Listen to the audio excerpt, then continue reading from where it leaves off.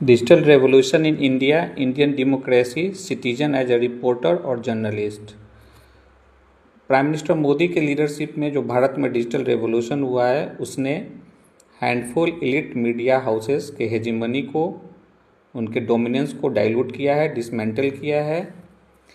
Digital revolution ने प्रत्येक house hold को एक पोटेंशियल न्यूज़ रूम बनाया है, ये मैसिव आउटरीच को क्रिएट किया है। आज न्यूज़ ग्रामीण इलाके से मल्टी लैंग्वेजेस में जनता तक पहुंच रही है, एक बड़े ऑडियंस तक पहुंच रही है, जो कि 2014 से पहले पॉसिबल नहीं था। डिजिटल रेवोल्यूशन ने वोटर्स को, सिटीजन को और अवेयर किया है, एजुकेट किया है। वोटर्स अपने विजडम के माध्यम से सरकार को बना रहे हैं। सिटीजन एज ए जर्नलिस्ट, जो सोसाइटी में एक मिस इन्फॉर्मेशन या फॉल्स नैरेटिव बनाया जा रहा है, उसको भी फैक्ट चेक के माध्यम से काउंटर कर रहे हैं और जनता तक सही बातों को, ट्रूथ को पहुंचा रहे हैं।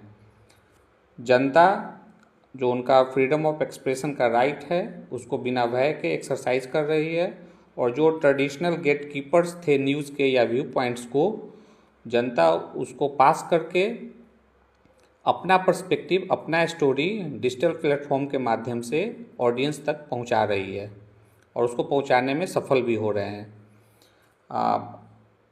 डेमोक्रेसी में मीडिया को चौथा स्तंभ माना गया है। मीडिया भी कहीं ना कहीं और डाइवर्सिफाई हुआ है। जो टॉप डाउन मोनोलॉग था, वो अब बॉटम अप डायलॉग में ट्रांसफॉर्म किया गया है।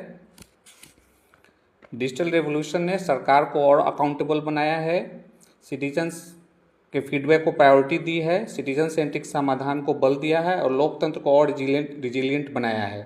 प्राइम मिनिस्टर मोदी के लीडरशिप में जो डिजिटल रेवोल्यूशन हुआ है, भारतीय लोकतंत्र को और मजबूत किया है, लोकतंत्र के चौथे स्तंभ को और डाइवर्सिफाई किया है और वोटर्स को और एजुकेट किया है, और उन सारे प्रयासों को निगेट किया है, खारिज किया है, जो भारतीय लोकतंत्र को कमज़ोर करने का प्रयास कर रहे हैं, जनता के मैंडेट को अस्वीकार करने का प्रयास कर रहे हैं, और ऐसे टूल किट जो भारतीय लोकतंत्र को कमज़ोर करने का प्रयास कर रहे हैं, उसको भी निगेट किया है, खारिज किया है।